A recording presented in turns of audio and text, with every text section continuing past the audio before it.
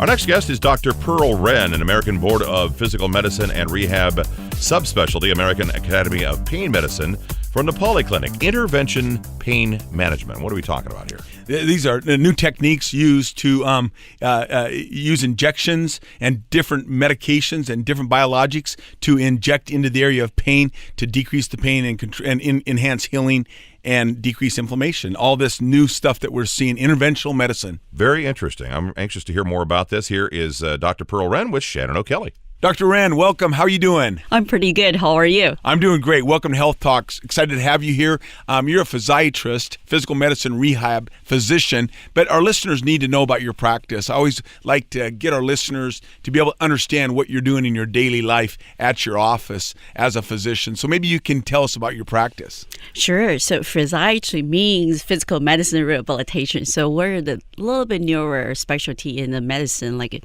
around 50 years.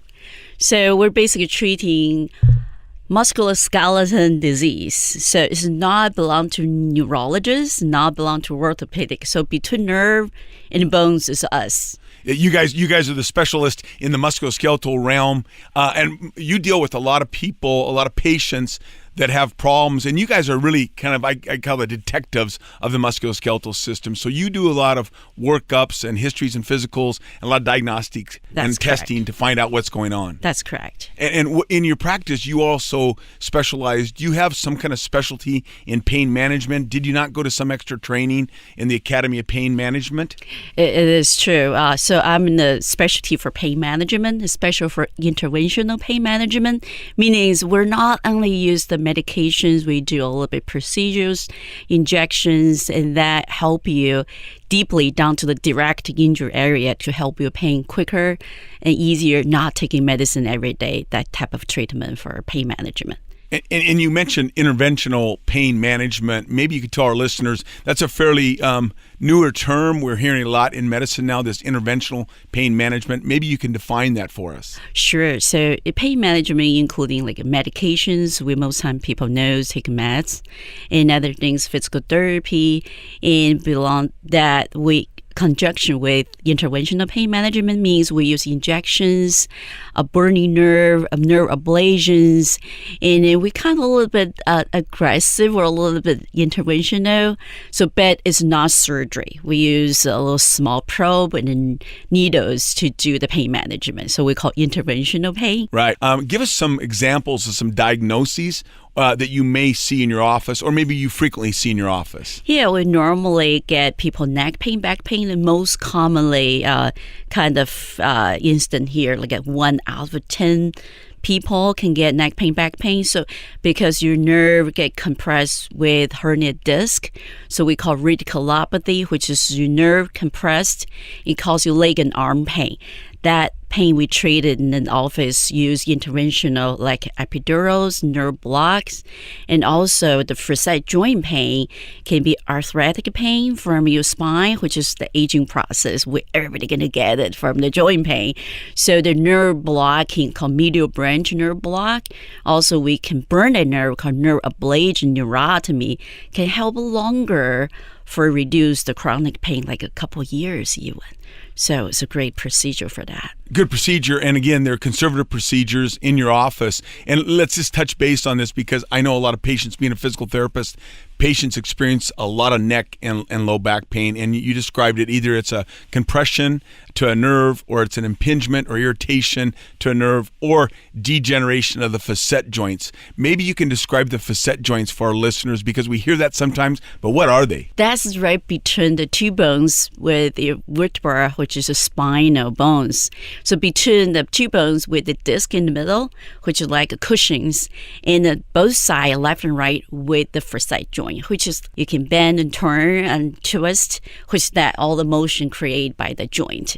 So with the study shows like disc-genic pain caused from hernia disc, bulging disc, like 58%, 42% from facet joint mediated pain. So huge impact for the pain management.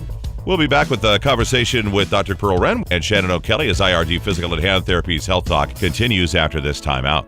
Dr. Wren, thank you again for taking time to come down and talk to us about your practice, and more importantly, talk about some conservative treatment that you can provide your patients for, neck and back pain, which is huge. You just said 58% of pain is from a nerve compression, and 43%, I think you said, is from a facet irritation.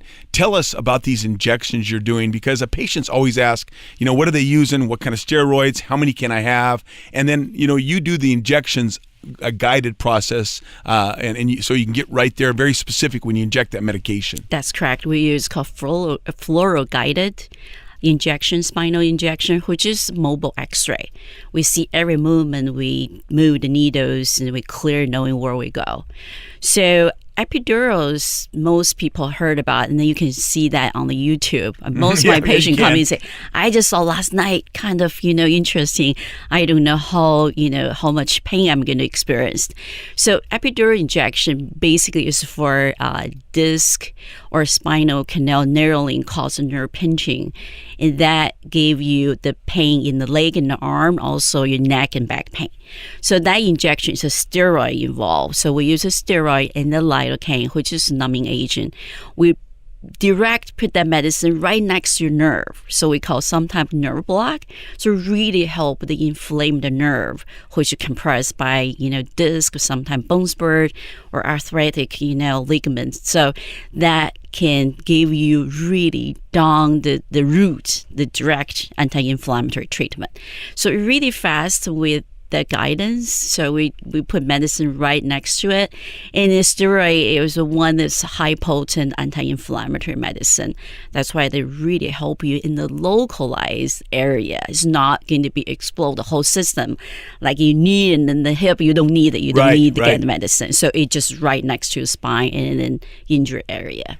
Tell us about the results that you see with epidural steroid injection, otherwise known as an ESI. I mean, a lot of patients will say, well, is it going to hurt? I mean, what are the outcomes? Am I going to see results after the first one? Do I have to have 2? Do I have to have 3? So maybe give our patients some understanding, because sometimes those injections are perfect. Sometimes there's a little pain after them. So there's different outcomes, right? It is correct. Yeah, individually different. Take the pain, take the injection different way.